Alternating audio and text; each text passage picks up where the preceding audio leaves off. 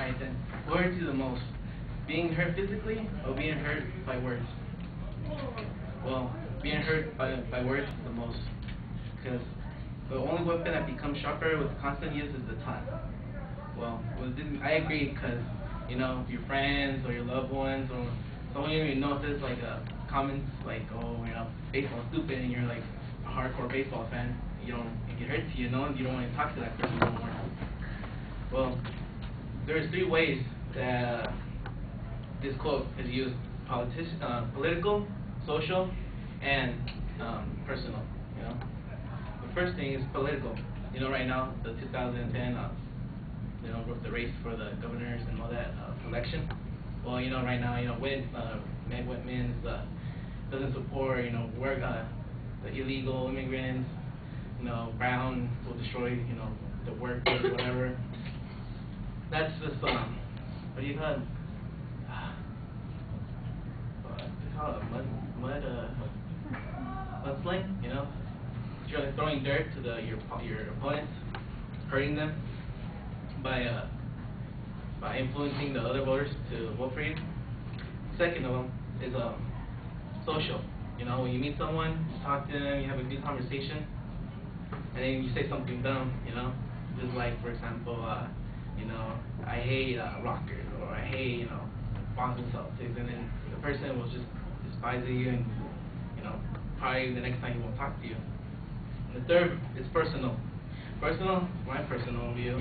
Well, one time me and my friends were playing Xbox, and I don't know where we got heated up, and I don't know why he said this, but he pissed me off for some reason. And I said, your girlfriend looks like Splice, the movie.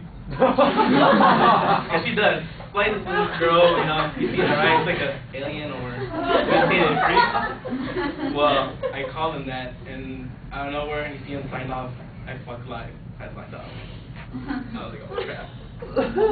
Well, we still talk though, so it's cool. We just didn't talk for quite a while.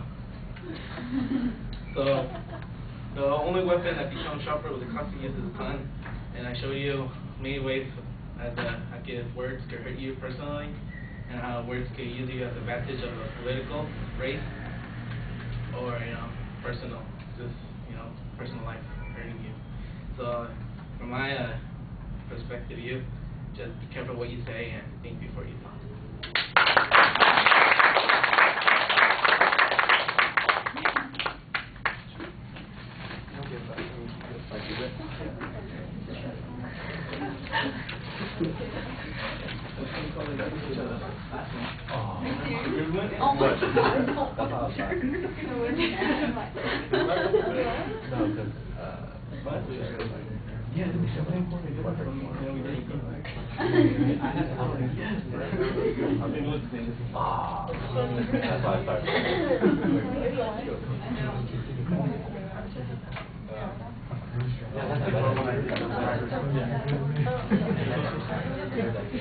What?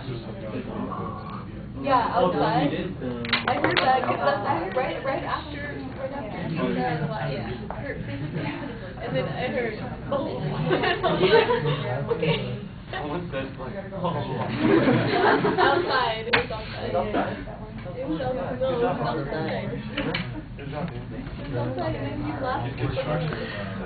The opening's okay. You identify the topic. I guess ultimately your thesis seems to be agreeing with the quote, so you want to make that a little clearer. You've got a good preview. I thought that you did okay supporting and developing a structure for the speech and giving a couple of examples. I think some of your examples could use a little bit more development. You rushed through them. Speaking of rushing, I do get the impression sometimes that you've got some sentences that you hit them and then you rush through them and then you're stopping again, waiting for the next idea to come up, and it just seemed like the pacing was a little bit awkward as a consequence. Occasionally your voice even drops down into a mumble or a mutter down below your breath, so you want to be consistent about projecting outwards. I thought you did a good job looking around the audience, although I think you need to check in on the edges of the audience a little bit more. You are focused in the center. You're standing back a ways, almost as, you know, not quite against the wall, but a little bit defensive. I think your posture is fine, but you could be a little bit more engaged if you move around a bit. Like I said, the gestures are okay. And I thought you did a nice job at the end summarizing what you were talking about and having a pretty clear exit. All right, thank you.